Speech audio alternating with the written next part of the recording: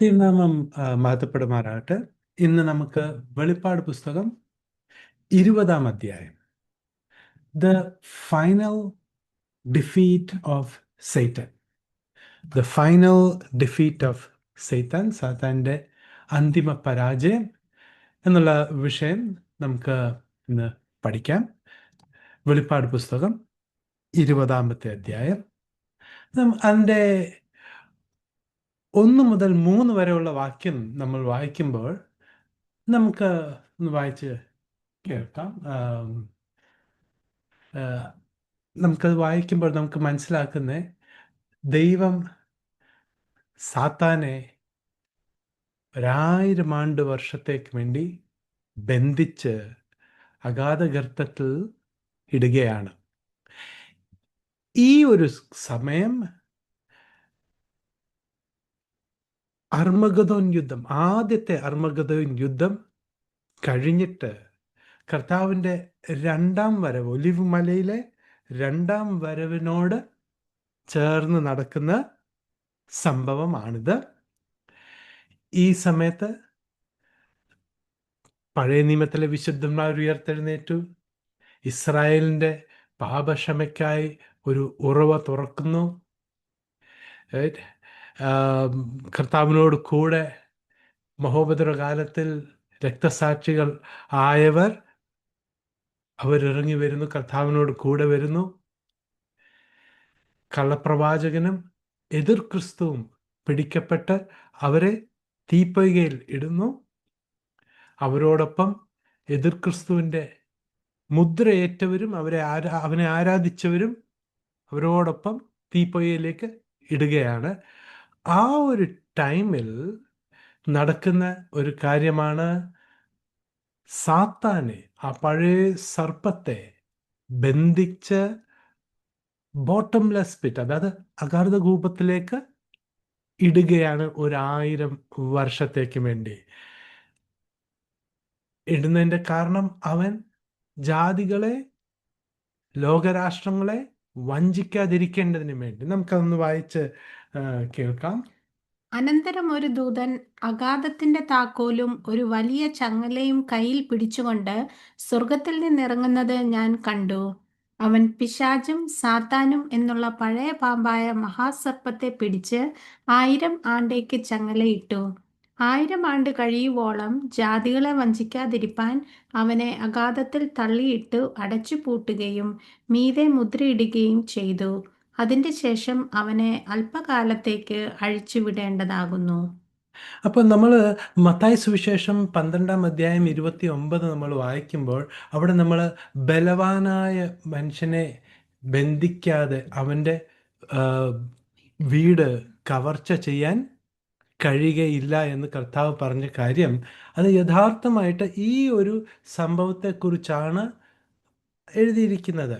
ഇവിടെയാണ് the strong മാൻ, അന്ന് വരെയും ഈ ഭൂമിയെ കാപട്യത്താൽ അതിൻ്റെ അധികാരം ആദാമും ഹവ്വയിൽ നിന്നും വാങ്ങി, അവരെ കളിപ്പിച്ച് വഞ്ചനയാൽ വാങ്ങിച്ച് വാണോണ്ടിരുന്ന സാത്താനെ ബന്ധിച്ച് 1000 ആണ്ടത്തേക്ക് അഗാധഗർത്തത്തിലേക്ക് ഇടുകയാണ്. ഈ 1000 ആണ്ട് ഒരു അക്ഷരികമായ ഒരു കാലയളവാണ്. ഇത് ഒരു സിംബോളിക് അല്ലെങ്കിൽ ഒരു ഉപമയാ, ഒരു നല്ല സുവർണ സമയത്തിൻ്റെ ഒരു ഉപമയാണെന്ന് പഠിപ്പിക്കുന്ന ചില പഠിപ്പീരുകളും ഉണ്ട്. പക്ഷെ അത് ഈ കാര്യം 1000 ആണ്ട് വർഷം, അതിൻ്റെ ആരംഭം, അതിൻ്റെ അവസാനം എന്നൊക്കെ തിരുവചനത്തിൽ പറയുമ്പോൾ അതൊരു ലിറ്ററൽ 1000 വർഷമാണ്. ഈ 1000 വർഷത്തിലും പാപമുണ്ട് ഈ ഭൂമിയിൽ. കാരണം എന്താണ്? മനുഷ്യർ ഇതുവരെയൊക്കെ ചിന്തിച്ചിരിക്കുന്ന നാം പാപം ചെയ്യുന്നത് സാത്താൻ കാരണമാണ് എന്നാണ്, ഇല്ലേ? ആദാം ഹവ്വായെ പഴിചാരി, ഹവ്വ ദൈവം സൃഷ്ടിച്ച് സർപ്പത്തെ പഴിചാരി. പക്ഷേ ദൈവം ഈ ഒരു പീരീഡ് 1000 ആണ്ട് വർഷം സാത്താനെ ബന്ധിച്ചിടുമ്പോഴും ഭൂമിയിൽ പാപമുണ്ട്, രോഗങ്ങളുണ്ട്.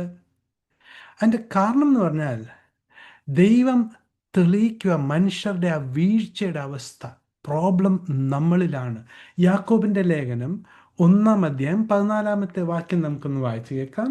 ഓരോരുത്തൻ പരീക്ഷിക്കപ്പെടുന്നത് സ്വന്തം മോഹത്താൽ ആകർഷിച്ച് വശീകരിക്കപ്പെടുകയാൽ ആകുന്നു. കണ്ടോ, സ്വന്തം മോഹത്താൽ, നമ്മുടെ സ്വന്തം തെറ്റാണ് കാരണമാണ് നമ്മൾ പാപത്തിൽ അല്ലെങ്കിൽ പാപപ്രവൃത്തി ചെയ്യുന്നത്. അല്ലാതെ അന്നേരം എൻ്റെ മേലൊരു പിശാച് കയറി എന്നല്ല. നമ്മളെല്ലാം സാത്താനെ പലപ്പോഴും പറയാറുണ്ട് അല്ലേ? അതല്ല. ഏ, ഈ ഈ സങ്കീർത്തനം 2 അതൊരു മെസ്സിയാനിക് സാമാണ്. ഒരു മില്ലീനിയം പീരിയഡിനെ കുറിച്ചുള്ള സങ്കീർത്തനമാണ്. നമുക്ക് അതിൻ്റെ 1 തൊട്ട് 3 വരെ ഒന്ന് വായിക്കാം. ജാതികൾ കലഹിക്കുന്നതും വംശങ്ങൾ വ്യർത്ഥമായത് നിരൂപിക്കുന്നതും എന്ത്? യഹോവയ്ക്കും അവന്റെ അഭിഷിക്തനും വിരോധമായി ഭൂമിയിലെ രാജാക്കന്മാർ എഴുന്നേൽക്കുകയും അധിപതികൾ തമ്മിൽ ആലോചിക്കുകയും ചെയ്യുന്നത് നാം അവരുടെ കെട്ടുകളെ പൊട്ടിച്ച് അവരുടെ കയറുകളെ എറിഞ്ഞു കളക. ഇത് ഒരു പ്രോഫറ്റിക് വേർഡ്സ്. ഇത് ചരിത്രത്തിൽ അനേക ഇടത്ത് ആവർത്തിക്കുന്നു. മെയിൻലി ഇത് ഈ 1000 ആണ്ട് വാഴ്ചയെക്കുറിച്ച് ഉള്ള സമയത്തെ കാര്യമാണ്. ഭൂരാജാക്കന്മാർ യെരുശലേമിൽ ദൈവസന്നിധിയിൽ അവരുടെ യാഗങ്ങളുമായിട്ട് വരും. അവർ ദൈവത്തിൻ്റെ ആ ഒരു മഹത്വമൊക്കെ കാണുമ്പോൾ അവർ മടങ്ങിപ്പോകുമ്പോൾ അവർ തമ്മിൽ പറയുന്ന കാര്യമാണ് ഇത്. ഹേയ്, ഈ മഹിമ നമുക്ക് കിട്ടേണ്ടതില്ലേ? നമ്മളില്ലേ വാഴേണ്ടത്? ഏതാ ഈ ഒരു ചിന്ത ആരുടെ ഹൃദയങ്ങളിലുണ്ട്? ഭൂരാജാക്കന്മാരുടെ ഹൃദയങ്ങളിൽ. ഇതാരറിയുന്നു? ഇത് ദൈവം അറിയുന്നു. അതുകൊണ്ട് ഈ 1000 ആണ്ട് വർഷം കഴിയുമ്പോൾ സാത്താനെ ഒരു ചുരുങ്ങിയ ഒരു കാലയളവിന് വേണ്ടി തുറന്ന് വിടുകയാണ്. നോക്കണേ, അപ്പോഴും എതിർ ക്രിസ്തുവും കള്ളപ്രവാചകനും മുദ്രയേറ്റവരും എവിടുണ്ട്? നരകത്തിൽ തീ പൊയ്യൽ കിടക്കുകയാണ്. ഓക്കെ, ഈ ചുരുങ്ങിയ വർഷത്തിൽ സാത്താനും അവൻ്റെ സൈന്യവും എന്തു ചെയ്യും? ലോകമെങ്ങും 4 വശവും ചെന്ന് ഈ ദൈവത്തിന് എതിരെ മത്സരബുദ്ധിയുള്ളവരെയും വിശ്വാസികളെയും സെപ്പറേറ്റ് ചെയ്യുക. മനസ്സിലാവുന്നുണ്ടോ? അവരെ സെപ്പറേറ്റ് ചെയ്യുക. അതുകൊണ്ടാണ് ഏറ്റവും അവസാനം ഈ 1000 ആണ്ട് വർഷം കഴിഞ്ഞതിന് ശേഷം ഒരു ചുരുങ്ങിയ പീരീഡിന് വേണ്ടി സാത്താനെ അഴിച്ച് വിടുന്നത്. He separating the believers from those who have A rebellious mind. നമുക്ക് മുൻപോട്ട് പോകാം. വെളിപ്പാട് പുസ്തകം 20-ാം അധ്യായം 4-ാമത്തെ വാക്യം നമുക്കൊന്ന് വായിക്കാം. ഞാൻ ന്യായാസനങ്ങളെ കണ്ടു, അവയിൽ ഇരിക്കുന്നവർക്ക് ന്യായവിധിയുടെ അധികാരം കൊടുത്തു. യേശുവിന്റെ സാക്ഷ്യവും ദൈവവചനവും നിമിത്തം തല ഛേദിക്കപ്പെട്ടവരും മൃഗത്തെയോ അതിന്റെ പ്രതിമയെയോ നമസ്കരിക്കാതിരുന്നവരും നെറ്റിയിലും കൈമേലും അതിന്റെ മുദ്ര കൈക്കൊള്ളാതിരുന്നവരുമായവരുടെ ആത്മാക്കളെയും ഞാൻ കണ്ടു. അവർ ജീവിച്ചു 1000 ആണ്ട് ക്രിസ്തുവിനോടുകൂടി വാണു. 1000 ആണ്ട് കർത്താവിൻ്റെ വാഴ്ചയെക്കുറിച്ച് വർണ്ണിക്കുന്നൊരു കാര്യമാണിവിടെ. അപ്പോൾ ഇവിടെ മത്തായി സുവിശേഷം 19:28 കർത്താവായ യേശു ക്രിസ്തു ശിഷ്യന്മാരോട് പറയുകയുണ്ടായി, ഇസ്രായേൽ ദൈവത്തിൻ്റെ രാജ്യം ഭൂമിയിൽ സ്ഥാപിക്കപ്പെടുമ്പോൾ കർത്താവിനോട് പിൻപറ്റിയ 12 ശിഷ്യന്മാരും 12 സിംഹാസനങ്ങളിൽ ഇരുന്ന് ഇസ്രായേലിൻ്റെ 12 ഗോത്രങ്ങൾ എന്ത് ചെയ്യും? ന്യായം വിധിക്കും. അവർ റൈച്ചസ് ജഡ്ജ്മെൻ്റ് അവർ ചെയ്യും. അതാണ് ഇവിടെ ന്യായാസനങ്ങൾ. ദ ത്രോൺസ് വെർ സെറ്റ് ബഹുവചനത്തിലാണ്. ഈ സമയത്ത് 7 വർഷത്തെ ആ മഹോപദ്രവകാലത്തും രക്തസാക്ഷികളായവരും കർത്താവിനോട് കൂടെ ഭൂമിയിലേക്ക് വന്ന് അവരുടെ ഉയർത്തെഴുന്നേൽപ്പ് നടക്കുകയാണ്. അവരും കർത്താവിനോട് കൂടെ ഭൂമിയിൽ വന്ന് വാഴുകയാണ്. നമുക്കറിയാം, നമ്മൾ ഈ അപ്പോസ്തല പ്രവൃത്തി 2:34 വായിക്കുമ്പോൾ പത്രോസ് അപ്പോസ്തലൻ പറയുകയാണ്, ദാവീദ് സ്വർഗാരോഹണം ചെയ്തിട്ടില്ല. അപ്പോൾ പഴയ നിയമത്തിലെ വിശുദ്ധന്മാരുടെ ഉയർപ്പ് ഈ സമയത്താണ് നടക്കുന്നത്. കർത്താവിൻ്റെ 2ാം വരവെങ്കിലാണ് നടക്കുന്നത്. യോഹന്നാൻ 3:13 3-ാം അധ്യായം 13-ാമത്തെ വാക്യം നമുക്കൊന്ന് വായിക്കാം. സ്വർഗത്തിൽ നിന്നിറങ്ങി വന്നവനായി സ്വർഗത്തിൽ ഇരിക്കുന്നവനായ മനുഷ്യപുത്രനല്ലാതെ ആരും സ്വർഗത്തിൽ കയറിയിട്ടില്ല. മനുഷ്യപുത്രനല്ലാതെ ആരും സ്വർഗത്തിൽ കയറിയിട്ടില്ല. Nobody has ascended to heaven. Okay, അപ്പോൾ നമുക്ക് മനസ്സിലാക്കാൻ കഴിയും, യേശുക്രിസ്തു മരണത്തിൽ നിന്ന് ഉയർത്തെഴുന്നേറ്റ് എന്നേക്കും ജീവിക്കേണ്ടതിന് വേണ്ടി കർത്താവായ യേശുക്രിസ്തു മാത്രം ഉയർത്തെഴുന്നേറ്റ് സ്വർഗാരോഹണം ചെയ്തിരിക്കുന്നത്. നമുക്ക് മറ്റൊരു കാര്യം അറിയാം. ഒന്ന്, ഈ കിങ്ഡം സെയിൻസ് 12 ശിഷ്യന്മാർ ഭൂമിയിൽ ന്യായം വിധിക്കുമ്പോൾ ക്രിസ്തുവിൻ്റെ ശരീരമാകുന്ന സഭയുടെ അംഗങ്ങൾ എന്തു ചെയ്യും? നാം ദൂതന്മാരെ വിധിക്കും. അതായത് ദൂതന്മാർ നമ്മളെക്ക് റിപ്പോർട്ട് ചെയ്യും. 1 കൊരിന്ത്യർ 6 അധ്യായം അതിൻ്റെ 3 വാക്യത്തിൽ പൗലോസ് അപ്പോസ്തലൻ പറയുന്ന കാര്യമാണ്. ഓക്കെ, മുമ്പോട്ട് പോകാം. വെളിപ്പാട് പുസ്തകം 20 അധ്യായം 5 മുതൽ 6 വരെയുള്ള വാക്യം നമ്മൾ വായിക്കുമ്പോൾ ആദ്യത്തെ പുനരുദ്ധാനത്തെക്കുറിച്ച് അവിടെ എഴുതിയിരിക്കുകയാണ്. നമുക്ക് ആ ഭാഗം ഒന്ന് വായിക്കാം. മരിച്ചവരിൽ ശേഷമുള്ളവർ 1000 ആണ്ട് കഴിയുവോളം ജീവിച്ചില്ല. ഇത് ഒന്നാമത്തെ പുനരുത്ഥാനം. ഒന്നാമത്തെ പുനരുത്ഥാനത്തിൽ പങ്കുള്ളവൻ ഭാഗ്യവാനും വിശുദ്ധനുമാകുന്നു. അവരുടെ മേൽ രണ്ടാം മരണത്തിന് അധികാരമില്ല. അവർ ദൈവത്തിനും ക്രിസ്തുവിനും പുരോഹിതന്മാരായി ക്രിസ്തുവിനോടുകൂടെ 1000 ആണ്ട് വാഴും. അപ്പോൾ ഇവിടെ എഴുതിക്കുന്ന the rest of the dead, അതായത് മരിച്ചവരിൽ ശേഷമുള്ളവർ 1000 ആണ്ട് കഴിവോളം ജീവിച്ചില്ല. അപ്പോൾ ഇവരാരാണ് ഈ മരിച്ചവരിൽ ശേഷമുള്ളവർ? ഇവർ ആദ്യം മുതൽ എല്ലാ യുഗങ്ങളിലെയും എല്ലാ ഡിസ്പെൻസേഷനിലെയും അവിശ്വാസികളാണ് ഈ റെസ്റ്റ് ഓഫ് ദ ഡെഡ്. അവരുടെ ഉയർത്തെഴുന്നേൽപ്പ് എപ്പോഴാണ് നടക്കുന്നത്? 1000 ആണ്ട് വാഴ്ച കഴിഞ്ഞ് ആ വെള്ളസിംഹാസന ന്യായവിധിയുടെ സമയത്താണ് അവർ എഴുന്നേറ്റ് വരുന്നത്. അവരോടൊപ്പം ആരുണ്ട്? മറ്റ് ഒരു ഗ്രൂപ്പ് കൂടെ ഉണ്ട് അവരോടൊപ്പം ഉയർത്തെഴുന്നേൽക്കുന്നത്. അതാരാണ്? ഈ 1000 ആണ്ട് വാഴ്ച സമയത്ത് മരിച്ചുപോയ വിശ്വാസികളും അവരോടൊപ്പം എഴുന്നേൽക്കുക. നമുക്ക് മുൻപോട്ട് വാക്യം എടുക്കാം. എന്നാൽ ഈ ഉയർത്തെഴുന്നേൽപ്പിന് ഒരു ഓർഡറുണ്ട്. അത് നമുക്ക് 1 കൊരിന്ത്യർ 5 അധ്യായം 22 മുതൽ 25 വരെയുള്ള വാക്യം നമുക്ക് വായിക്കുമ്പോൾ നമുക്കത് മനസ്സിലാക്കാൻ കഴിയും. നമുക്കൊന്ന് വായിച്ച് കേൾക്കാം. ആദാമിൽ എല്ലാവരും മരിക്കുന്നത് പോലെ ക്രിസ്തുവിൽ എല്ലാവരും ജീവിക്കപ്പെടും. ഓരോരുത്തനും താൻ താൻ്റെ നിരയിലത്രേ.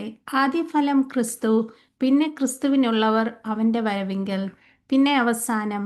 അന്ന് അവൻ എല്ലാ വാഴ്ചയ്ക്കും അധികാരത്തിനും ശക്തിക്കും നീക്കം വരുത്തിയിട്ട് രാജ്യം പിതാവായ ദൈവത്തെ ഏൽപ്പിക്കും. അവൻ സകല ശത്രുക്കളെയും കാൽക്കീഴാക്കുവോളം വാഴേണ്ടതാകുന്നു. പൗലോസ് അപ്പോസ്തലൻ എക്സ്പ്ലെയിൻ ചെയ്യുന്ന ഒരു ഓർഡറാണ്. ഉയർത്തെഴുന്നേൽപ്പിൽ ആദ്യം എന്നേക്കും ജീവനോടിരിക്കേണ്ടതിന് വേണ്ടി ഉയർത്തെഴുന്നേൽത്തത് ക്രിസ്തു. ആദ്യ ഫലങ്ങൾ. ഓക്കെ, അതിന് ഈ ബഹുവചനം, ആദ്യ ഫലങ്ങൾ എന്ന് ബഹുവചനം പറയാൻ ഉള്ള കാര്യം, ഇസ്രായേലിന് 7 ഉത്സവങ്ങൾ ദൈവം കൊടുത്തിരുന്നു. ലേവ്യ പുസ്തകം നമ്മൾ വായിക്കുമ്പോൾ നമുക്കത് മനസ്സിലാക്കാൻ കഴിയും. അതിൽ ആദ്യ ഫലങ്ങൾ എന്നാണ് ആ ഒരു ബഹുവചനത്തിലാണ് ഈ ഫസ്റ്റ് ഫ്രൂട്ട്സ് ഫെസ്റ്റിവലിൻ്റെ പേര് കൊടുത്തിരിക്കുന്നത്, ആദ്യ ഫലങ്ങൾ എന്ന്. കാരണം അനേക കൃഷി വിഭവങ്ങളെ നിന്നൊക്കെ ആൾക്കാർ അവരുടെ ഈ പുരോഹിതൻ്റെ അരികിൽ ആദ്യത്തെ ആ ഫലങ്ങൾ കൊണ്ടുവരാറുണ്ട്. അതിന് ഫസ്റ്റ് ഫ്രൂട്ട്സ് എന്ന് പറഞ്ഞിരിക്കുന്നത്. അപ്പോൾ ആദ്യം ക്രിസ്തു, പിന്നീട് ക്രിസ്തുവിൻ്റെ വരവിങ്കൽ ക്രിസ്തുവിനുള്ളവർ. അപ്പോൾ ഇതേത് ക്രിസ്തുവിൻ്റെ വരവിനെ കുറിച്ചാണ് പറഞ്ഞിരിക്കുന്നത്? കർത്താവ് ആയ യേശു ക്രിസ്തു പൗലോസിന് മാത്രം വെളിപ്പെടുത്തി കൊടുത്ത ആ രഹസ്യ വരവിനെ കുറിച്ചാണോ ഇവിടെ പറഞ്ഞിരിക്കുന്നത്? അല്ല. ഇത് കർത്താവിൻ്റെ ഒലിവ് മലയിൽ ഉള്ള പ്രത്യക്ഷ വരവിനെ കുറിച്ചാണ് ഇവിടെ എഴുതിയിരിക്കുന്നത്. കാരണം ഈ വരവെങ്കിൽ എന്ത് നടക്കും? 24-ാമത്തെ വാക്യം പറയുന്നു, then cometh the end, when he shall have delivered up the kingdom to God, even the Father. ഈ ഒരു സംഭവം 24-ാമത്തെ വാക്യത്തിൽ പറഞ്ഞിരിക്കുന്ന സംഭവം രഹസ്യവരവ് കഴിയുമ്പോൾ നടക്കുന്നില്ല. അതായത് ക്രിസ്തുവിൻ്റെ ശരീരമാകുന്ന സഭയുടെ ഉൽപ്രാവണത്തോട് ചേർന്ന് ഈ 24-ാമത്തെ വാക്യത്തിൽ പറഞ്ഞ കാര്യം നടക്കുന്നില്ല. അതെവിടാണ് നടക്കുന്നത്? കർത്താവായ യേശു ക്രിസ്തു ഒലിവ് മലയിൽ വരുമ്പോൾ സ്വർഗത്തിലും ഭൂമിയിലും ഉള്ള സകല അധികാരവും എനിക്ക് ലഭിച്ചിരിക്കുന്നു എന്ന ആ ഒരു കാര്യം നിറവേറുന്ന ആ ടൈമിലാണ്. കാരണം കർത്താവ് യേശുക്രിസ്തുവിൻ്റെ ശരീരമാകുന്ന സഭയുടെ ഉൽപ്രാവണം കഴിയുമ്പോഴും ഒരു കാലയളവിലേക്ക് ഈ ഭൂമിയിൽ ആരുണ്ട്? മഹോപദ്രകാലം നടക്കുന്നു. അവിടെ ഈ ഭൂമിയുടെ ശുദ്ധീകരണം നടന്നിട്ടില്ല. അതേസമയം കർത്താവ് യേശുക്രിസ്തുവിൻ്റെ ഒലിവ് മലയിലെ വരവെങ്കിൽ വെളിപ്പാട് പുസ്തകം 12-ാം അധ്യായത്തിൽ സ്വർഗമണ്ഡലങ്ങളുടെ ശുദ്ധീകരണം നടക്കുന്നു. കർത്താവിൻ്റെ 2-ാം വരവെങ്കിൽ ഭൂമണ്ഡലത്തിൻ്റെ ശുദ്ധീകരണം നടക്കുന്നു. അപ്പം അത് വളരെ ക്ലിയർ ആയിട്ട് നമുക്ക് മനസ്സിലാക്കുന്നത് ആ ഓർഡർ അല്ലേ. നമുക്ക് മുൻപോട്ട് പോകാം. ദ റാപ്ചർ, സഭയുടെ ഉൽപ്രാവണം ഒരു രഹസ്യ പദ്ധതിയുടെ ഭാഗമായിരുന്നു. നമുക്ക് 1 കൊരിന്ത്യർ, നമുക്ക് വെളിപ്പാട് പുസ്തകം 20-ന്റെ 5 മുതൽ 6 വരെയുള്ള ഭാഗം നമുക്കൊന്ന് വായിച്ച് കേൾക്കുമ്പോൾ നമുക്ക് മനസ്സിലാക്കാൻ കഴിയും, ഈ കർത്താവായ യേശു ക്രിസ്തുവിൻ്റെ പരസ്യ വരവെങ്കിൽ അല്ലെങ്കിൽ 1-ാം പുനരുദ്ധാനത്തിൽ ഉയർത്തെഴുന്നേൽക്കുന്നവർ അവർക്കെന്താണ് അവരെ വിളിച്ചിരിക്കുന്നത്? They shall be priests of God and of Christ, അല്ലേ? അവർ ക്രിസ്തുവിനും ദൈവത്തിനും പുരോഹിതർ ആയിരിക്കും. പൗലോസിൻ്റെ 13 ലേഖനങ്ങളിലും ഈ കൃപയുടെ യുഗത്തിലെ വിശ്വാസികളെ പുരോഹിതർ എന്ന പദം കൊടുത്തിട്ടില്ല. നമുക്ക് ഈ ഭാഗം നമുക്കൊന്ന് വായിച്ചു കേൾക്കാം. മരിച്ചവരിൽ ശേഷമുള്ളവർ 1000 ആണ്ട് കഴിയുവോളം ജീവിച്ചില്ല. 1-ാമത്തെ പുനരുത്ഥാനത്തിൽ പങ്കുള്ളവൻ ഭാഗ്യവാനും വിശുദ്ധനും ആകുന്നു. അവരുടെ മേൽ 2-ാം മരണത്തിന് അധികാരമില്ല. അവർ ദൈവത്തിനും ക്രിസ്തുവിനും പുരോഹിതന്മാരായി ക്രിസ്തുവിനോടുകൂടെ 1000 ആണ്ടു വാഴും. വെളിപ്പാട് പുസ്തകം 1-ാം അധ്യായം 5 മുതൽ 7 വരെയുള്ള ഭാഗം നമുക്കൊന്ന് വായിക്കാം. വിശ്വസ്ത സാക്ഷിയും മരിച്ചവരിൽ ആദിജാതനും ഭൂരാജാക്കന്മാർക്ക് അധിപതിയും ആയ യേശു ക്രിസ്തുവിങ്കിൽ നിന്നും നിങ്ങൾക്ക് കൃപയും സമാധാനവും ഉണ്ടാകട്ടെ. നമ്മെ സ്നേഹിക്കുന്നവനും നമ്മുടെ പാപം പോക്കി നമ്മെ തൻ്റെ രക്തത്താൽ വിടുവിച്ച് തൻ്റെ പിതാവായ ദൈവത്തിന് നമ്മെ രാജ്യവും പുരോഹിതന്മാരും ആക്കി തീർത്തവനുമായവന് എന്നേക്കും മഹത്വവും ബലവും. ആമേൻ. ഇതാ അവൻ മേഘാരൂഢനായി വരുന്നു. ഏത് കണ്ണും അവനെ കുത്തിത്തുളച്ചവരും അവനെ കാണും. ഭൂമിയിലെ ഗോത്രങ്ങളൊക്കെയും അവനെ ചൊല്ലി വിലപിക്കും. ഉവ്വ്, ആമേൻ. അപ്പോഴിത് ഏത് വരവിനെ കുറിച്ചാണ് പറഞ്ഞിരിക്കുന്നത്? ഒലിവ് മലയിൽ പ്രത്യക്ഷ വരവിനെ കുറിച്ചാണ്. യോഹന്നാൻ്റെ പ്രത്യാശ ഏതാണ്? കർത്താവിൻ്റെ ഒലിവ് മലയിൽ ഉള്ള 2-ാം വരവാണ്. അവിടെയാണ് ദ കിങ്ഡം സെയിൻസ് അവർ പറയുന്നത് എന്താണ്? ഇസ്രായേൽ മക്കളെ എന്താണ് പറഞ്ഞിരിക്കുന്നത്? ഞങ്ങളെ രാജാക്കന്മാരും പുരോഹിതരും ആക്കി തീർത്തു. നോക്കണം, വെളിപ്പാട് പുസ്തകം 20-ന്റെ 5-ാമത്തെ വാക്യം 6-ാമത്തെ വാക്യം, but they shall be priests of God and of Christ എന്നവിടെ എഴുതുമ്പോൾ വെളിപ്പാട് പുസ്തകം 1-ന്റെ 6-ൽ and he has made us kings and priest unto God and his father. ഇവിടെ ക്രിസ്തുവിനെയാണ് ദൈവം എന്ന് വിളിച്ചിരിക്കുന്നത്. ഈ 2 വാക്യം നമ്മൾ നോക്കിയാൽ ക്രിസ്തുവിൻ്റെ ദൈവത്വത്തിൻ്റെ ഒരു കാണിക്കുന്നൊരു വാക്യം കൂടെയാണ്. അപ്പോൾ നോക്കണേ, നമുക്ക് മനസ്സിലായി ഇത് 2-ാം വരവെങ്കിൽ പ്രത്യക്ഷ വരവിങ്കൽ നടക്കുന്ന കാര്യമാണ്. അപ്പോൾ തന്നെ 1 പത്രോസ് 2:9 വായിക്കുമ്പോൾ വളരെ വ്യക്തമായിട്ട് പത്രോസ് അപ്പോസ്തലൻ പറയുക, തിരഞ്ഞെടുക്കപ്പെട്ട വിശുദ്ധ പുരോഹിത്യ വർഗമാരാണ്. നമുക്കൊന്നൊന്ന് വായിച്ച് കേൾക്കാം. 1 പത്രോസ് 2:9. നിങ്ങളോ അന്ധകാരത്തിൽ നിന്ന് തന്റെ അത്ഭുത പ്രകാശത്തിലേക്ക് നിങ്ങളെ വിളിച്ചവന്റെ സൽഗുണങ്ങളെ ഘോഷിപ്പാൻ തക്കവണ്ണം തിരഞ്ഞെടുക്കപ്പെട്ട ഒരു ജാതിയും രാജകീയ പുരോഹിത വർഗവും വിശുദ്ധ വംശവും സ്വന്തം ജനവും ആകുന്നു. ഇതാരെക്കുറിച്ചാണ് പറഞ്ഞത്? ഇസ്രായേൽ മക്കളെ, യഹൂദരെ കുറിച്ചാണ് പത്രോസ് പറയുന്നത്. നിങ്ങൾ തിരഞ്ഞെടുക്കപ്പെട്ട വിശുദ്ധ പൗരോഹിത്യ, രാജകീയ പുരോഹിത്യ വർഗം. അതുപോലെ പൗലോസ് അപ്പോസ്തലൻ ബോഡി ഓഫ് ക്രൈസ്റ്റിനെ പ്രീസ് എന്ന് വിളിക്കുന്നില്ല. 1 കൊരിന്ത്യർ 15:51-52 വായിക്കുമ്പോൾ നമുക്ക് മനസ്സിലാക്കാൻ കഴിയും, ഉൽപ്രാവണം ഒരു മറഞ്ഞിരുന്ന ഒരു മർമ്മമായിരുന്നു. പൗലോസ് പറയുന്നത്, ഞാൻ നിങ്ങളോടൊരു മർമ്മം അറിയിക്കാം, അല്ലേ? നമുക്കതൊന്ന് വായിച്ച് കേൾക്കാം ഈ ഭാഗം. ഞാൻ ഒരു മർമ്മം നിങ്ങളോട് പറയാം, നാം എല്ലാവരും നിദ്ര കൊള്ളുകയില്ല. എന്നാൽ അന്ത്യകാഹളനാദത്തിങ്കൽ പെട്ടെന്ന് കണ്ണിമയ്ക്കുന്നിടയിൽ നാം എല്ലാവരും രൂപാന്തരപ്പെടും. കാഹളം ധ്വനിക്കും, മരിച്ചവർ അക്ഷയരായി ഉയർക്കുകയും നാം രൂപാന്തരപ്പെടുകയും ചെയ്യും. നമുക്ക് വെളിപ്പാട് പുസ്തകം 20:5-6 വരെയുള്ള ഭാഗം നമ്മൾ വീണ്ടും പഠിക്കുമ്പോൾ അവിടെ സെക്കൻഡ് റിസറക്ഷനെ കുറിച്ച് നമുക്ക് വായിക്കാൻ കഴിയും. ആദ്യത്തെ പുനരുദ്ധാനം, പിന്നെ രണ്ടാമത്തെ ഒരു പുനരുദ്ധാനമുണ്ട്. നമുക്ക് ആ ഭാഗം മനസ്സിലാക്കാൻ വേണ്ടി യോഹന്നാൻ 5:28 നമുക്കൊന്ന് വായിക്കാം. ഇതിങ്കൽ ആശ്ചര്യപ്പെടരുത്, കല്ലറകളിൽ ഉള്ളവർ എല്ലാവരും അവന്റെ ശബ്ദം കേട്ട് നന്മ ചെയ്തവർ ജീവനായും തിന്മ ചെയ്തവർ ന്യായവിധിക്കായും പുനരുദ്ധാനം ചെയ്യുവാനുള്ള നാഴിക വരുന്നു. ഇതിങ്കൽ ആശ്ചര്യക്കല്ലേ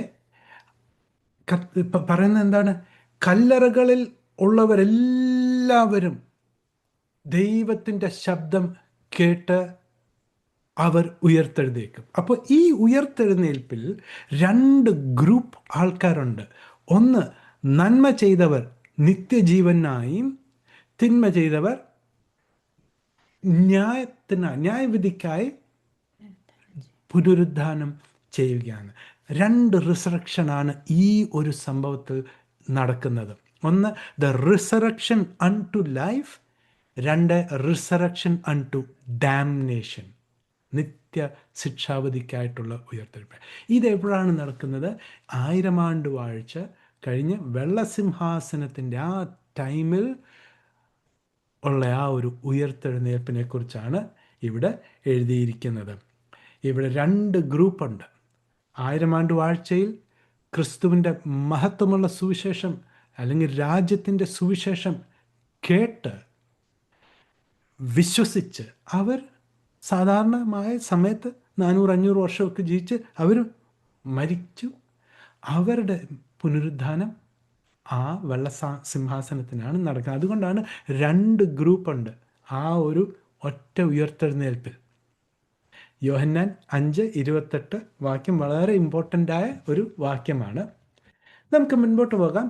വെള്ളസിംഹാസനത്തിൻ്റെ മുൻപിൽ നിൽക്കുന്ന ആ ഒരു ഗ്രൂപ്പിനെ നമുക്കൊന്ന് അനലൈസ് ചെയ്യാം. നമുക്ക് വെളിപ്പാട് 20:11-12 വരെയുള്ള വാക്യങ്ങൾ വായിക്കാം. ഞാൻ വലിയൊരു വെള്ളസിംഹാസനവും അതിലൊരുത്തൻ ഇരിക്കുന്നതും കണ്ടു. അവന്റെ സന്നിധിയിൽ നിന്ന് ഭൂമിയും ആകാശവും ഓടിപ്പോയി, അവയെ പിന്നെ കണ്ടില്ല.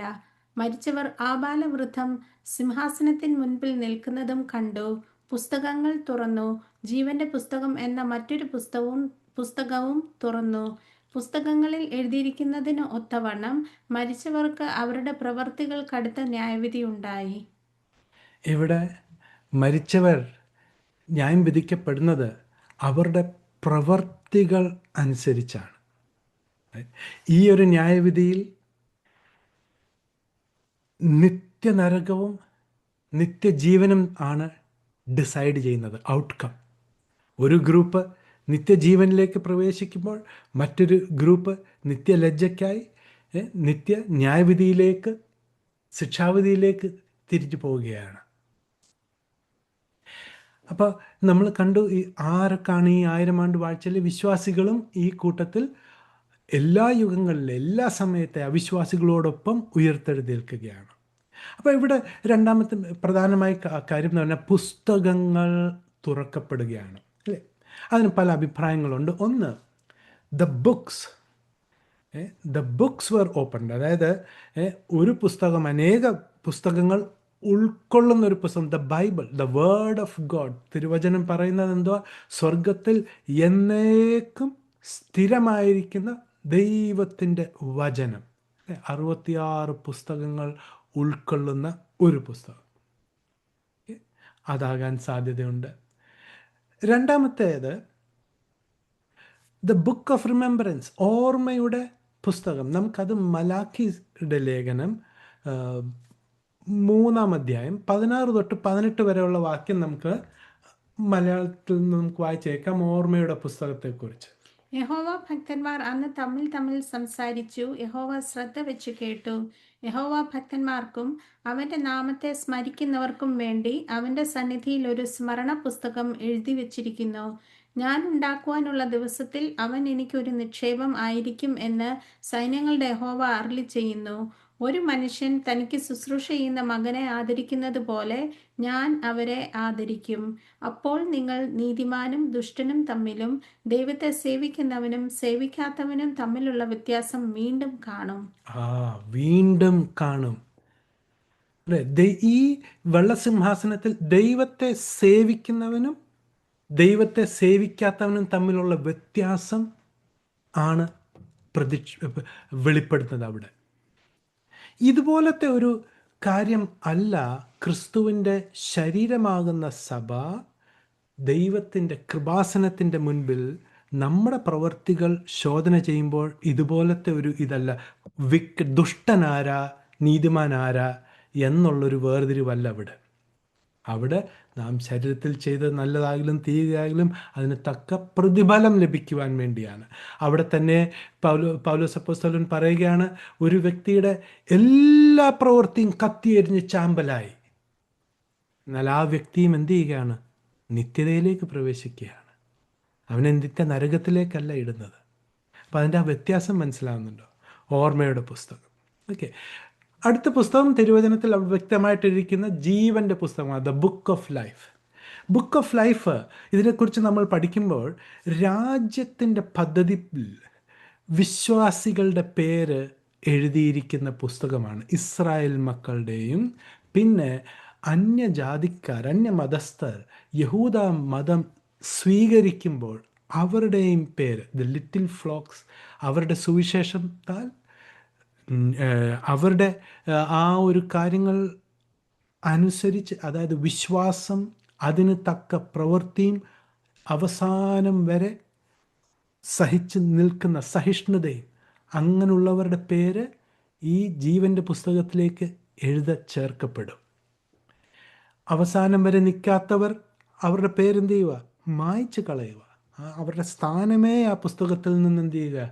മായ്ച്ചു കളയുക, ഇല്ലേ? അങ്ങനത്തെ ഒരു പുസ്തകത്തിലോട്ടല്ല ക്രിസ്തുവിൻ്റെ ശരീരമാകുന്ന സഭയുടെ അംഗങ്ങളുടെ പേര് എഴുതപ്പെടുന്നത്. നാം ക്രിസ്തുവിൻ്റെ ശരീരത്തിൻ്റെ അംഗങ്ങളാണ്. അത് വളരെ ഇമ്പോർട്ടൻ്റ് ആണ് മനസ്സിലാക്കുന്നത്. ജീവൻ്റെ പുസ്തകത്തിൽ പേരെഴുതിയവർ മാത്രമേ ആ പുതിയ യെരുശലേമിൽ കയറുകയുള്ളൂ, പ്രവേശിക്കുകയുള്ളൂ. അത് വളരെ ഇമ്പോർട്ടൻ്റ് ആണ്. അതേസമയം ക്രിസ്തുവിൻ്റെ ശരീരമാകുന്ന സഭ നമ്മൾ ഈ ഭൂമിയിലേക്ക് മടങ്ങി വരുന്നില്ല. നമ്മുടെ നിത്യവാസം എവിടാണ്? കൈപ്പണിയല്ലാത്ത സ്വർഗത്തിലുള്ള ദൈവ ഒരുക്കിയിരിക്കുന്ന ആ ഒരു ഭവനം. കൈപ്പണിയല്ല, വാക്കിനാൽ നിർമ്മിക്കപ്പെട്ടതാണ്, അല്ലേ? ആരുടെയും കൈകൊണ്ട് പണിതതല്ല. നമ്മൾ ഈ ഭൂമിയിലേക്ക് വരുന്നില്ല. അത് മനസ്സിലാക്കുന്നത് വളരെ ഇമ്പോർട്ടൻ്റ്. ഈ രണ്ട് കാര്യങ്ങൾ. അപ്പോൾ നമുക്ക് മനസ്സിലായി ഈ പുസ്തകങ്ങൾ എന്താണ്, റൈറ്റ്? ദ ബുക്ക് ഓഫ് ലൈഫിൽ ആരുടെ പേരുകളാണ് എഴുതിയിരിക്കുന്നത്? Book of life is the roll book of residence of New Jerusalem. നമുക്ക് മുൻപോട്ട് പോകാം. വെളിപ്പാട് പുസ്തകം 20-ാം അധ്യായം 5 തൊട്ട് 6 വരെയുള്ള വാക്യം നമ്മൾ വായിക്കുമ്പോൾ നമുക്ക് മനസ്സിലാക്കാൻ കഴിയുന്നത് സാത്താനെ ഒരു ചെറിയ ഒരു കാലയളവിന് വേണ്ടി റിലീസ് ചെയ്യുകയാണ്. ക്ഷമിക്കണം, വെളിപ്പാട് പുസ്തകം 7 തൊട്ട് 8 വരെയുള്ള വാക്യമാണ്. And when the 1,000 years are expired, Satan shall be loosed out of his prison and shall go out to deceive the nations which are in the four quarters of the earth, Gog and Magog, to gather them together to battle, the number of whom is as the sand of the sea. വായിച്ച് കേൾക്കാം. 1000 ആണ്ട് കഴിയുമ്പോഴോ സാത്താനെ തടവിൽ നിന്ന് അഴിച്ചുവിടും. അവൻ ഭൂമിയുടെ 4 ദിക്കിലുമുള്ള ജാതികളായി സംഖ്യയിൽ കടൽപ്പുറത്തെ മണൽ പോലെയുള്ള ഗോഗ് മാഗോഗ് എന്നിവരെ യുദ്ധത്തിനായി കൂട്ടിച്ചേർക്കേണ്ടതിന് വശീകരിപ്പാൻ പുറപ്പെടും. അപ്പോൾ ഈ 1000 ആണ്ട് വാഴ്ച ഒരു ലിറ്ററൽ പീരീഡ് ആണെന്ന് ഞാൻ മുമ്പ് ഓർപ്പിച്ചല്ലോ. തിരുവചനത്തിൽ ഈ 1000 ആണ്ട് എന്നുള്ള പദം പല ഇടത്തും ഒരു കാവ്യാത്മ രീതിയിൽ ഉപയോഗിച്ചിട്ടുണ്ട്. അതൊരു കൺഫ്യൂഷന് കാരണമാണ്. പ്രിറ്ററിസ്റ്റ് പറയും ഇങ്ങനെ 1000 ആണ്ട് വാഴ്ച എന്ന് പറഞ്ഞാൽ ഒരു പീരീഡ് ഓഫ് ടൈം അല്ല, മറിച്ച് അതൊരു ക്വാളിറ്റി ഓഫ് ടൈമാണ്. ഉദാഹരണത്തിന് സങ്കീർത്തനം 50-ന്റെ 10-ാമത്തെ വാക്യത്തിൽ നമുക്കതൊന്ന് വായിക്കാം. കാട്ടിലെ സകല മൃഗവും പർവ്വതങ്ങളിലെ 1000 ജന്തുക്കളും എനിക്കുള്ളവയാകുന്നു. ഇപ്പോൾ ഇംഗ്ലീഷ് ബൈബിളിലെ കാറ്റിൽ അപ്പോൺ 1,000 ഹിൽസ്. അപ്പോൾ 1000 പർവ്വതങ്ങളെ ഉള്ളൂ? അല്ല, ഇതെന്താണ്? ഇതൊരു കാവ്യാത്മകമായ ഒരു ഉപയോഗമാണ്. ഇവിടെ പറഞ്ഞിരിക്കുന്നത് the every beast of the forest is mine and the കാറ്റിൽ അപ്പോൺ 1,000 ഹിൽസ്. ഇവിടെ ഈ ഒരു വാക്ക് കൊണ്ട് ദൈവം പറയുന്നത് എന്തുവാ? എല്ലാം എനിക്കുള്ളതാണെന്നായി പറയുന്നത്. ഇവിടെ 1000 എന്നുള്ള പദം ഉപയോഗിച്ചിരിക്കുന്ന ഒരു ക്വാളിറ്റിയാണ്. എല്ലാം, എവരിത്തിങ്. നമുക്ക് 84-ാം സങ്കീർത്തനം 10-ാമത്തെ വാക്യം നമുക്കൊന്ന് വായിക്കാം. നിന്റെ പ്രാകാരങ്ങളിൽ കഴിക്കുന്ന ഒരു ദിവസം വേറെ 1000 ദിവസത്തേക്കാൾ ഉത്തമമല്ലോ. ദുഷ്ടന്മാരുടെ കൂടാരങ്ങളിൽ പാർക്കുന്നതിനേക്കാൾ എൻ്റെ ദൈവത്തിൻ്റെ ആലയത്തിൽ വാതിൽ കാവൽക്കാരനായിരിക്കുന്നത് എനിക്ക് ഏറെ ഇഷ്ടം. ഇവിടെയും വേറെ 1000 ദിവസം എന്ന് പറയുന്നതും ഒരു ക്വാളിറ്റിയാണ് അല്ലേ? 1001 ദിവസം മറ്റൊരിടത്ത് നിൽക്കുന്നത് ദൈവസന്നിധിയിൽ നിൽക്കുന്നതിനെക്കാട്ടിൽ ഒരു ദിവസത്തെക്കാട്ടിൽ ബെറ്റർ ആണോ? അല്ല. ഇവിടെ എന്തുവാ? കാവ്യാത്മമായ ഒരു രീതിയിൽ ഒരു ഉപമാലങ്കാരം പോലെ ചെയ്തിരിക്കുക. നമുക്കത് ഇച്ചിരി മനസ്സിലാവും. ആവർത്തനം 7-9 വായിക്കാം നമുക്ക്. ആകയാൽ നിന്റെ ദൈവമായ യഹോവ തന്നെ ദൈവം, അവൻ തന്നെ സത്യദൈവം എന്ന് നീ അറിയണം. അവൻ തന്നെ സ്നേഹിച്ചു തൻ്റെ കൽപ്പനകളെ പ്രമാണിക്കുന്നവർക്ക് 1000 തലമുറ വരെ നിയമവും ദയയും പാലിക്കുന്നു. അപ്പോൾ ദൈവം 1000 തലമുറ വരെ നിയമവും ദയം പാലിക്കത്തുള്ളൂ. 1001-ാമത്തെ തലമുറയുടെ ദൈവം അനീതി കാണിക്കുമോ? ഇല്ല. ഇവിടെ 1000 തലമുറകൾ എന്ന് പറയുന്നത് എന്തുവാ? ഒരു ക്വാളിറ്റി, അതായത് എറ്റേർണിറ്റിയെ കാണിക്കുക. ദൈവം ഒരിക്കലും അവിശ്വസത കാണിക്കുകയില്ല. എപ്പോഴും ദൈവം തൻ്റെ പ്രമാണങ്ങളെ ദയെ കാണിക്കും എന്നാണ് ഇവിടെ കാണിച്ചിരിക്കുന്നത്. അതേസമയം പ്രവചന പദ്ധതിയിൽ എവിടെല്ലാം ടൈം ഒക്കെ ഉപയോഗിച്ചിട്ടുണ്ടോ, ഒരു കാലയളവ് ഉപയോഗിച്ചിട്ടുണ്ടോ, അതെല്ലാം അക്ഷരികമായ കാലയളവാണ്.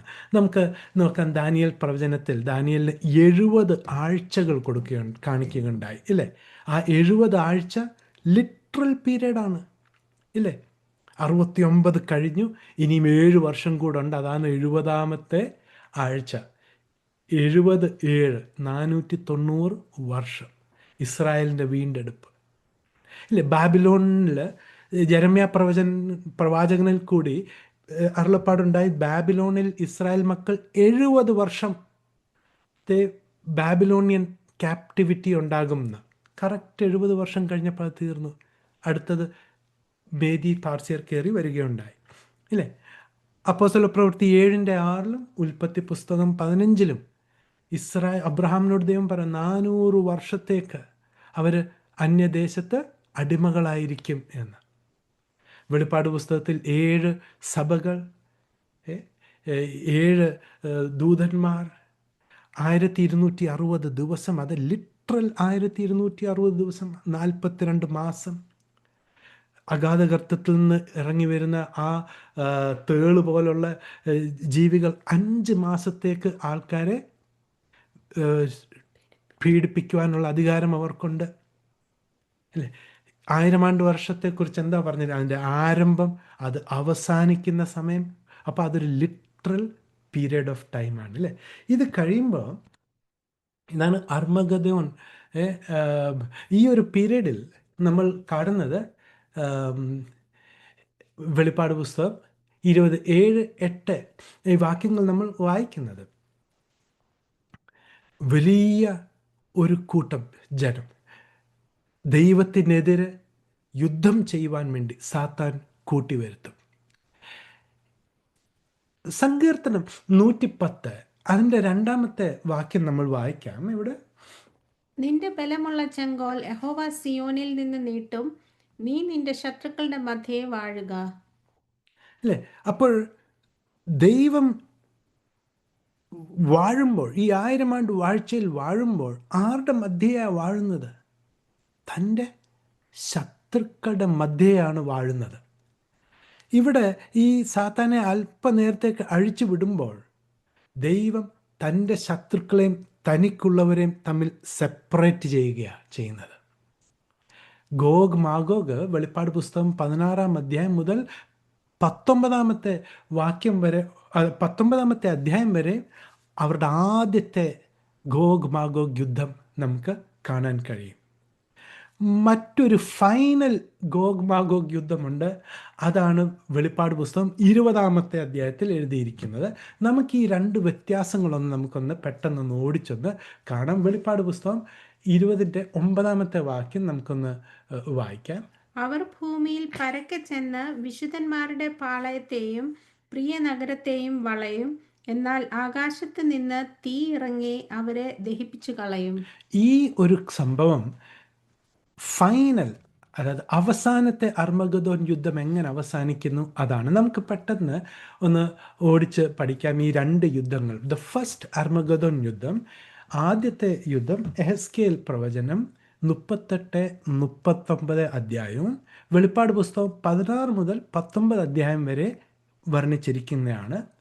ആദ്യത്തെ അർമഗദോൻ യുദ്ധം 7 വർഷത്തെ മഹോപദ്രവകാലത്തിൻ്റെ അവസാന ഭാഗത്തിലേക്ക് നടക്കുന്ന കാര്യമാണ്. എന്നാൽ ദ ഫൈനൽ അർമഗദ യുദ്ധം 1000 ആണ്ട് വാഴ്ചയുടെ അവസാനം വെള്ളസിംഹാസനത്തിൻ്റെ മുമ്പ് നടക്കുന്ന ഒരു വലിയൊരു യുദ്ധമാണ്. മഹോപദ്രവകാലത്തിലെ അർമഗദോൻ യുദ്ധത്തിൽ വടക്കേ രാജാവ്, അല്ലെങ്കിൽ ദ അസറിയൻ എന്ന് പറഞ്ഞിരിക്കുന്ന എതിർ ക്രിസ്തുവും കള്ളപ്രവാചകനും ഒരു ചുരുക്കം രാഷ്ട്രങ്ങളെ കൂട്ടിച്ചേർത്ത് ഇസ്രായേലിനെതിരെ യുദ്ധം ചെയ്യാൻ വരുമ്പോൾ ദ ഫൈനൽ അർമഗദോൻ യുദ്ധം വെളിപ്പാട് 20-ലെ ഭൂമിയിലുള്ള എല്ലാ രാഷ്ട്രങ്ങളും ഇസ്രായേലിനും യെരുശലേമിനും ദൈവത്തിനും എതിരെ യുദ്ധത്തിന് വരും. വെളിപ്പാട് പുസ്തകത്തിലെ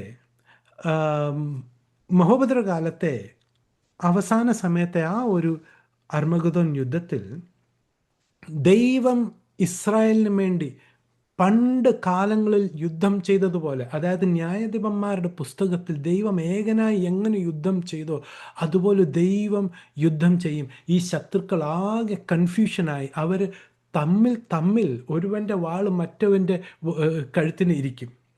അതുപോലെ എങ്ങനെ മുമ്പ് യുദ്ധം ചെയ്തോ അതുപോലെ ദൈവം യുദ്ധം ചെയ്യും.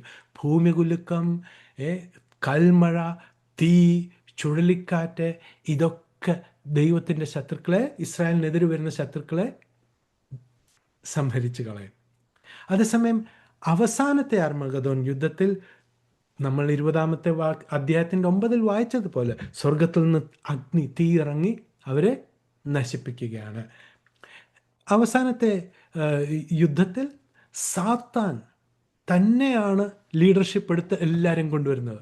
ഓക്കെ, മറ്റേത് മഹോപദ്രവത്തിൻ്റെ അവസാനത്തിൽ എന്തായിരുന്നു? എതിർ ക്രിസ്തുവും കള്ളപ്രവാചകൻ്റെ ലീഡർഷിപ്പ്, സാത്താനുമുണ്ട്. ഓക്കെ, എന്നാൽ ഈ 7 വർഷത്തെ മഹോപദ്രവകാലത്തിൻ്റെ അവസാനത്തെ അർമഗദോൻ യുദ്ധം അത് നയിക്കുന്നതെന്ന് പറഞ്ഞാൽ ഒരു 1000 ആണ്ട് വാഴ്ചയിലേക്ക് നയിക്കുകയാണ്. സങ്കീർത്തനം 68:31 വാക്യം വായിക്കുമ്പോൾ അനേക രാഷ്ട്രങ്ങൾ യഹൂദമതം സ്വീകരിക്കുകയാണ്. ഈജിപ്റ്റ്, അസറിയ, എത്യോപ്യ അവർ ദൈവത്തിലേക്ക് വളരെ വേഗം കരങ്ങളെ മലർത്തും എന്നാണ് എഴുതിയിരിക്കുന്നത്. മിസ്രൈമിൽ യഹോവയ്ക്കൊരു യാഗപീഠവും അസറിയയിൽ ആ ബോർഡറിൽ യഹോവയ്ക്കൊരു തൂണും ഉണ്ടായിരിക്കും എന്നാണ് തിരുവചനം പഠിപ്പിക്കുന്നത്. അതേസമയം ഈ ലാസ്റ്റ് അർമഗദോൻ യുദ്ധം അത് കഴിയുമ്പോൾ എന്ത് നടക്കും? സാത്താനെ തീപ്പൊയ്യിലേക്ക് ഇടുകയാണ്. ദൈവത്തിൻ്റെ രാജ്യം എന്നേക്കുമായി ഭൂമിയിൽ എസ്റ്റാബ്ലിഷ് ചെയ്യുകയാണ്. സ്വർഗമണ്ഡലങ്ങളും ഭൂമണ്ഡലങ്ങളും ക്രിസ്തുവിൻ്റെ നേതൃത്വത്തിൽ വരികയും ക്രിസ്തു പിതാവിന് രാജ്യം സമർപ്പിക്കുകയും ചെയ്യുകയാണ്. 7 വർഷത്തിൻ്റെ അവസാനം നടക്കുന്ന ആ ഒരു അർമഗദോൻ യുദ്ധത്തിൽ എതിർ ക്രിസ്തുവും കള്ളപ്രവാചകനും അവൻ്റെ മുദ്രയേറ്റവരും 1000 വർഷത്തേക്ക് തീപ്പൊയിലേക്ക് ഇടുകയാണ്. എന്നേക്കുമായി അവർ തീപ്പൊയിലേക്ക് ഇടുകയാണ്. സാത്താനെ പിടിച്ച് 1000 വർഷത്തേക്ക് എന്ത് ചെയ്യുകയാണ്? ബന്ധിച്ച് അഗാധ ഗർത്തത്തിൽ ഇടുകയാണ് ചെയ്യുന്നത്. അതേസമയം ഫൈനൽ അർമഗദോൻ കഴിയുമ്പോൾ സാത്താനെ, ഈ പഴയ സർപ്പത്തെ ബന്ധിച്ച് കള്ളപ്രവാചകനും എതിർ ക്രിസ്തുവും കിടന്ന ആ തീപ്പൊയിലേക്ക് അവനെയും ഇടുകയാണ്. മരണത്തെയും പാതാളത്തെയും ആ തീപ്പൊയിലേക്ക് ഇടുക. അത് ഫൈനൽ ഡിസ്ട്രക്ഷൻ ഓഫ് സൈറ്റൻ. അപ്പോൾ ഈ 2 യുദ്ധങ്ങൾ നമുക്ക് വ്യത്യസ്തമായ അതിൻ്റെ വ്യത്യാസങ്ങൾ നമുക്ക് മനസ്സിലാക്കാൻ ഇടയായി. നമുക്ക് ഈ വെളിപ്പാട് പുസ്തകം 20-10 വാക്യം നമുക്ക് വായിക്കാം. അവരെ വഞ്ചിച്ച പിശാചിനെ മൃഗവും കള്ളപ്രവാചകനും കിടക്കുന്ന ഗന്ധക തീപ്പൊയ്കയിലേക്ക് തള്ളിയിടും. അവർ എന്നേക്കും രാപ്പകൽ ദണ്ഡനം സഹിക്കേണ്ടി വരും. അപ്പോൾ നമ്മൾ ഇപ്പോൾ പല ചോദ്യങ്ങളുണ്ട്. ഒന്ന്, നരകം എന്നേക്കും ഉള്ള പീഡനമാണോ? നരകത്തിൽ ഇടുന്നവർ നിമിഷത്തിൽ ചാമ്പലായി ഇല്ലാതാകുന്നത്, അതായത് എക്സ്റ്റർമിനേഷൻ എന്ന് പറഞ്ഞ ഒരു ടീച്ചിങ് ഉണ്ട്. അനൈലേഷൻ, നരകം നിത്യമല്ല. പിന്നെ വേറൊരു ഉപദേശമുണ്ട്, നരകത്തിൽ ഒരാൾ എന്നേക്കും അവിടെ കിടക്കുകയില്ല. അവൻ ചെയ്ത തെറ്റുകൾക്ക് വേണ്ടി കഷ്ടം അനുഭവിച്ചതിന് ശേഷം പിന്നീട് ദൈവം മനസ്സലിഞ്ഞ്, കരുണയുള്ള ദൈവം മനസ്സലിഞ്ഞ് അവരെ എന്തു ചെയ്യും? അവർ ചെയ്ത നന്മ ചെയ്തിട്ടുണ്ടല്ലോ, തിന്മ മാത്രമല്ലല്ലോ, നന്മയും ചെയ്തിട്ടുണ്ടല്ലോ, അതുകൊണ്ട് അവരെയും സ്വർഗത്തിലേക്ക് മടക്കിക്കൊണ്ടുവരുന്നതും. പിന്നീട് ചിലർ പഠിപ്പിക്കുന്നുണ്ട് സാത്താനെ പോലും ദൈവം ക്ഷമിക്കുന്നു കേട്ടോ. അങ്ങനെയും ഉള്ള ഒരു ഉപദേശമുണ്ട്. പക്ഷേ അത് തെറ്റല്ല. അത് തെറ്റാണ്, അത് ശരിയല്ല, അത് തെറ്റായ ഒരു ഉപദേശമാണ്. വെളിപ്പാട് പുസ്തകം 14:11 നമുക്കൊന്ന് വായിക്കാം. അവരുടെ ദണ്ഡനത്തിന്റെ പുക എന്നേക്കും പൊങ്ങും. മൃഗത്തെയും അതിന്റെ പ്രതിമയെയും നമസ്കരിക്കുന്നവർക്കും അതിന്റെ പേരിന്റെ മുദ്ര ഏൽക്കുന്ന ഏവനും രാവും പകലും ഒരു സ്വസ്ഥതയും ഉണ്ടാകയില്ല. എന്നേക്കും പുക, ടോർമെന്റ്, അവരുടെ പീഡനത്തിന്റെ പുക എന്നേക്കുമാണ്. റൈറ്റ്. 2 തെസ്സലോനിയർ 1:10 വാക്യം നമുക്കൊന്ന് വായിക്കാം. വരുമ്പോൾ സുവിശേഷം അനുസരിക്കാത്തവർ കർത്താവിന്റെ സന്നിധാനവും അവന്റെ വല്ലഭത്വത്തോടു കൂടിയ മഹത്വവും വിട്ടകന്ന് നിത്യനാശം എന്ന ശിക്ഷാവധി അനുഭവിക്കും. കൃപായുഗത്തിലെ സുവിശേഷം തള്ളിക്കളയുമ്പോൾ അവരും എന്ത് ചെയ്യുന്നുണ്ട്? നിത്യനാശം, ഇല്ലേ? Everlasting destruction. മത്തായി 25:46 വായിക്കാം.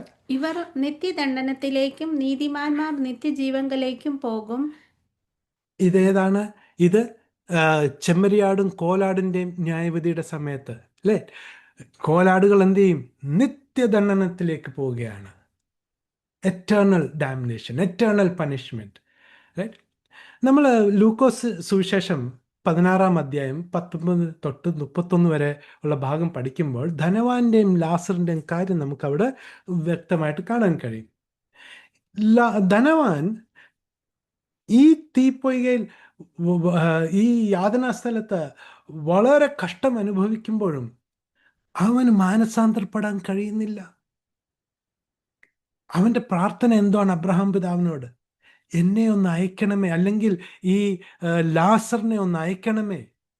എൻ്റെ 5 സഹോദരന്മാരുണ്ട്, അവർ ഈ സ്ഥലത്തേക്ക് വരാതിരിക്കാതെ വേണ്ടി നീ ലാസറസിനെ ഒന്ന് അയക്കണമേ എന്നാണ് പറയുന്നത്. പക്ഷേ ധനവാൻ സ്വയമേ മാനസാന്തരപ്പെടുന്നുണ്ടോ, അനുദപിക്കുന്നുണ്ടോ? ഇല്ല. അപ്പോൾ ഈ ഈ യാതനാ സ്ഥലത്ത്, ഈ നിത്യനരകത്തിലേക്ക് കടന്നു പോകുന്നവർ, അവരൊരിക്കലും മാനസാന്തരപ്പെടുകയില്ല. അവരൊരിക്കലും റിപ്പൻറ്റ് ചെയ്ത് അവരുടെ രക്ഷയ്ക്ക് വേണ്ടി അവർക്കൊരിക്കലും റിപ്പൻറ്റ് ചെയ്യാൻ വയ്യാത്തൊരവസ്ഥയിലാണ് അവർ, അല്ലേ? വെളിപ്പാട് പുസ്തകം 20:10 നമ്മൾ വായിക്കുമ്പോൾ അവിടെ നമ്മൾ കഴിഞ്ഞ നമുക്ക് അവരെ വഞ്ചിച്ച പിശാചിനെ മൃഗവും കള്ളപ്രവാചകനും കിടക്കുന്ന ഗന്ധക തീപ്പൊയ്യിലേക്ക് തള്ളിയിടും. അവർ എന്നേക്കും രാപ്പകൽ ദണ്ഡനം സഹിക്കേണ്ടി വരും. ഇംഗ്ലീഷ് ബൈബിളിൽ where the beast and the false prophets are എന്നാണ് എഴുതിയിരിക്കുന്നത്. അതായത് അവർ ഈ 1000 വർഷവും ആ തീപ്പൊയ്യൽ കിടക്കുമ്പോഴും അവർ നശിച്ചു പോയിട്ടില്ല. അപ്പോഴും അവർ അവിടെ ഉണ്ട്, ജീവനോട് തന്നെ ഉണ്ട്. നശിച്ച് ചാമ്പലായി പോകുന്നുണ്ടോ? ഇല്ല. പ്രിയമുള്ളവരെ, നരകം ഒരു യാഥാർത്ഥ്യമായൊരു സ്ഥലമാണ്, അത് നിത്യമായൊരു സ്ഥലമാണ്. നമുക്ക് അവസാനത്തെ ഭാഗം വെളിപ്പാട് പുസ്തകം 13-15 വരെയുള്ള ഭാഗം കൂടി നമുക്ക് വായിക്കാം. സമുദ്രം തന്നിലുള്ള മരിച്ചവരെ ഏൽപ്പിച്ചു കൊടുത്തു, മരണവും പാതാളവും തങ്ങളിലുള്ള മരിച്ചവരെ ഏൽപ്പിച്ചു കൊടുത്തു. ഓരോരുത്തന് അവനവന്റെ പ്രവൃത്തികൾക്ക് അടുത്ത വിധി ഉണ്ടായി. മരണത്തെയും പാതാളത്തെയും തീപ്പൊയ്കയിൽ തള്ളിയിട്ടു. ഈ തീപ്പൊയ്ക രണ്ടാമത്തെ മരണം. ജീവപുസ്തകത്തിൽ പേരെഴുതി കാണാത്ത ഏവനെയും തീപ്പൊയ്കയിൽ തള്ളിയിടും. അപ്പൊ ഇവിടെ ഈ തീപ്പൊയ്കയിൽ ഓൾറെഡി ആരുണ്ട് കിടക്കുന്ന 1000 വർഷം കൊണ്ട്? എതിർ ക്രിസ്തുവും കള്ളപ്രവാചകനും അവരുടെ മുദ്രയേറ്റവർ എല്ലാവരും അവിടെ ഓൾറെഡി കിടക്കുന്നുണ്ട്. അവർ നശിച്ച് ചാമ്പലായിട്ടില്ല. ഇപ്പോൾ ഈ വെള്ളസിംഹാസനത്തിന് ന്യായവിധി കഴിഞ്ഞപ്പോൾ സാത്താനും പാതാളവും മരണവും, യൂദയുടെ ലേഖനത്തിൽ 6-ാമത്തെ വാക്യത്തിലും 2 പത്രോസ് 2:4 ഈ എറ്റേണൽ ചെയിൻ ഓഫ് ഡാർക്ക്നെസ്, ഇരുട്ടിൻ്റെ ചങ്ങലയിൽ ന്യായവിധിക്കായി സൂക്ഷിച്ചിരിക്കുന്ന വീണുപോയ ദൂതന്മാർ, അവരെല്ലാവരും അവരോടൊപ്പം എല്ലാ യുഗങ്ങളിൽ ദൈവം ഒരുക്കി വച്ചിരുന്ന രക്ഷയുടെ മാർഗത്തെ തള്ളിക്കളഞ്ഞവർ, സ്വയനീതി പ്രവൃത്തി കൊണ്ട് നിത്യജീവൻ കൈവശമാക്കാൻ ശ്രമിച്ചവർ, അവരോടൊപ്പം ജീവന്റെ പുസ്തകത്തിൽ പേരില്ലാത്തവരും, അവരെല്ലാവരും ഈ തീപ്പൊയിലേക്ക് തള്ളി ഇടുകയാണ്. പ്രിയമുള്ളവരെ, this is the final judgement on Satan. നമ്മൾ ഈ ഒരു കാലഘട്ടം കൃപയുടെ കാലഘട്ടം, കൃപ പാപം ചെയ്യാനുള്ള ലൈസൻസ് ആണെന്ന് പറഞ്ഞ് ഇതിനെ തള്ളിക്കളയാതെ ഈ സുവർണ സമയം വിശ്വാസത്താൽ മാത്രം, പ്രവൃത്തി കൂടാതെ, യേശു ക്രിസ്തു എൻ്റെ സകല പാപങ്ങൾക്കും വേണ്ടി മരിച്ചു, അടക്കപ്പെട്ടു, ഉയർത്തെഴുന്നേറ്റു എന്ന് വിശ്വസിക്കുന്ന മാത്രമേ ക്രിസ്തുവിൻ്റെ വിശ്വാസവും ക്രിസ്തുവിൻ്റെ നീതിയും നമ്മളിലേക്ക് പകർന്ന് പരിശുദ്ധാത്മാവിൻ്റെ മുദ്രയിട്ട് നമ്മുടെ ശരീരത്തിൻ്റെ വീണ്ടെടുപ്പ് ദിവസമായ ആ കർത്താവിൻ്റെ രഹസ്യ വരവിൻ ആ ദിവസത്തേക്ക് മുദ്രയിട്ടിരിക്കുക, ആ ഉറപ്പ് നൽകിയിരിക്കുന്നത് ഈ ഒരു സത്യസുവിശേഷം നമ്മൾ തള്ളിക്കളയാതെ അതിൽ വിശ്വസിക്കാം. നമ്മളെ ദൈവം ഓരോരുത്തരെയും അനുഗ്രഹിക്കുമാറാകട്ടെ. God bless.